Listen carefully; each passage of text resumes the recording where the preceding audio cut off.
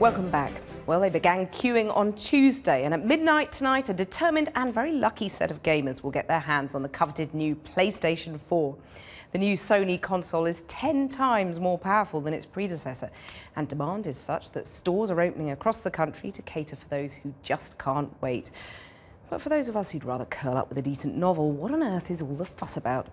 Our culture and digital editor, Paul Mason, has been finding out. For people who like to zap other people, 3 nights in the cold is nothing. This is the queue for the PlayStation 4, launched in London today. So what's the attraction? It's like a social thing, like Facebook. People think it's just about people wasting time playing games. It's not about that. It's about socialising with other people and having a fun time at the same time. How many hours a week do you do on PlayStation now? I'm not going to say. A lot? It's embarrassing. But what do you think the attraction is? For who? For me or for other people? For me, it's just I'm a lifelong fan. And this is what they're waiting for, to zap in a picture quality nobody's ever zapped in before.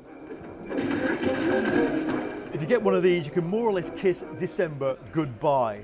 Globally, video games now take more money than movies do at the box office. And in movie terms, what's just happened with the launch of 2 big new games consoles is the equivalent of the arrival of Technicolor.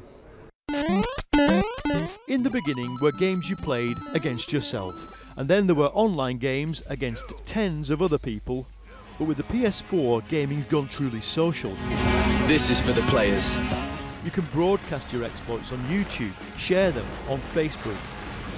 The man responsible for the new machine at Sony is a Brit. Andrew, there'll be millions of misspent youths because of this, and you're the man who's brought it to us. What do you have to say to parents? I think that, you know, we try and be a responsible industry, but we're about delivering fun, connectivity and an opportunity for people to play. It was gamers who started posting clips of their exploits onto YouTube, and that gave the console makers big ideas. We've seen, you know, a huge growth in the way that people interact socially online, whether it's social media or other forms of connectivity.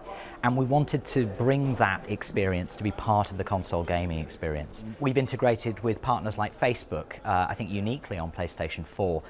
We've built a network that's now based on people's real names and real identities, as opposed to just having anonymous IDs.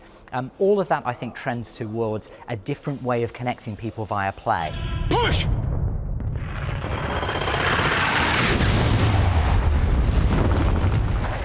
If you look at the classic gameplay, you can see why the core demographic is still young and male and geeky. Now the box makers are pushing designers to make collaborative play and to make it more family and female friendly. The line between reality and fiction is quite difficult sometimes in video games because, all right, say you're playing a game in which you fly internet spaceships around a galaxy. The spaceships aren't real, the galaxy isn't real. The people you're playing with, though, and the friendships that you make there, those are as real as anything. And one of the most exciting things about how the new consoles use the internet is the possibility for all of that to expand and to have these huge worlds in your living room. The movies brought us narratives. Video games let us create our own. Up to now, those narratives have mainly been about shooting things. But that might change.